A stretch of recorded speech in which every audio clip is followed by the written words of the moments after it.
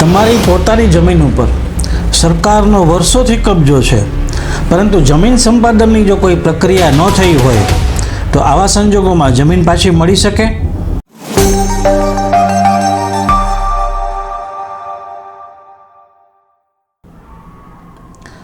મિત્રો, ઘણા ગામોમાં અને ઘણા કેસોમાં એવું થયું છે કે સરકારે કોઈ જમીન લઈ લીધી હોય, કોઈ પણ હેતુ માટે એક્વાયર કરી હોય, રોડ બનાવવા માટે, કોઈ સાર્વજનિક હેતુ માટે, પરંતુ એ જમીન સંપાદન અંગેની કોઈ પ્રક્રિયા કરવામાં આવી ન હોય, માલિકને એનું કોઈ વળતર ચૂકવવામાં આવ્યું ન હોય, તો આવા સંજોગોમાં સરકાર પાસેથી આ જમીન છે એ પાછી મેળવી શકાય છે? મિત્રો, આજે આપણે આ વિડીયોના માધ્યમથી આ એક મહત્ત્વના પ્રશ્નો પર ચર્ચા કરવા જઈ રહ્યા છીએ, તો વિડીયોના અંત સુધી જોડાયેલા રહેજો કે સરકાર પાસે જો જમીન સંપાદન અંગેના કોઈ દસ્તાવેજો ના હોય તો આવી જમીન છે તમે પાછી મેળવી શકો છો કે નહીં, જો એ જમીન તમારી પોતાની માલિકીની છે તો.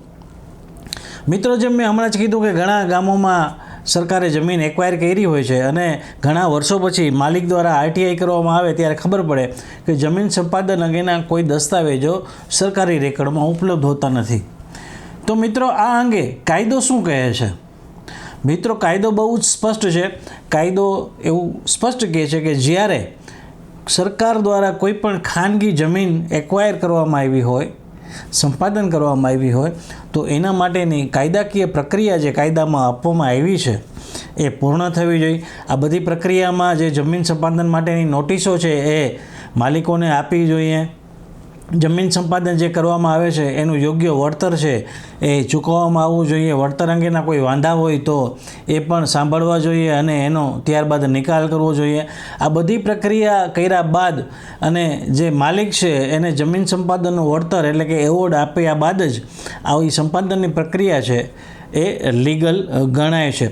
પરંતુ જો આવી કોઈ પણ જાતની પ્રક્રિયા સરકારે કરી ન હોય અને તમારી જમીન ઉપર સરકાર કબજો કરીને બેઠી હોય તો આવા સંજોગોમાં તમારી પાસે શું ઉપાય છે? તો મિત્રો, આવા સંજોગોમાં તમારી પાસે 3 ઉપાય છે કાયદાકીય દ્રષ્ટિએ જો જોવામાં આવે તો. જો તમારી જમીન ઉપર સરકારી કબજો છે, કોઈપણ સંપાદનના દસ્તાવેજો ઉપલબ્ધ નથી સરકારી રેકર્ડ ઉપર, તો એ જમીનનો કબજો પાછો મેળવવા માટે તમે કલેક્ટરમાં અરજી કરી શકો, અથવા તો સિવિલ કોર્ટમાં પણ કબજો મેળવવા માટે અથવા તો જમીન સંપાદન અંગેનું બજાર કિંમત મુજબનું વળતર મેળવવા માટે સિવિલ કોર્ટમાં પણ દાવો કરી શકાય.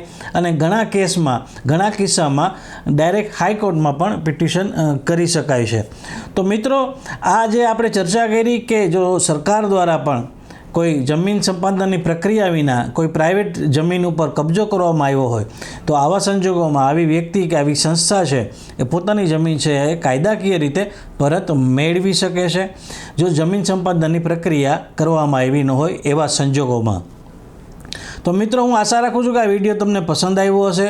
આ વિડીયોએ તમારા કાનૂની જ્ઞાનમાં વધારો કર્યો હશે. તમને જો આ વિડીયો પસંદ આવ્યો હોય તો તમારા ગ્રુપમાં જરૂરથી શેર કરજો, જેથી વધુને વધુ લોકો સુધી આ કાયદાકીય માહિતીનો પ્રચાર અને પ્રસાર થઈ શકે. અને તમારી પાસે પણ જમીન સંપાદનને લગતા કોઈ પણ પ્રશ્ન હોય, કોઈપણ પ્રકારની મૂંઝવણ હોય તો બિના ઝીઝક કોમેન્ટ બોક્સમાં તમારી મૂંઝવણ કે તમારો પ્રશ્ન છે એ લખજો. કાયદાની વાતો એનો જવાબ આપશે અને તમને માર્ગદર્શન કરવાનો પ્રયાસ કરશે. મિત્રો, ફરી પાછો નજીકના ભવિષ્યમાં નવા વિષય વસ્તુના વિડીયો સાથે આપની સમક્ષ રજૂ થઈશ. ત્યાં સુધી મને રજા આપશો. પોતાનું ખૂબ જ ધ્યાન રાખજો. Take care. જય હિન્દ. કાયદાની વાતો સાથે જોડાયેલા રહો અને કાયદાના જાણકાર બનો. ધન્યવાદ.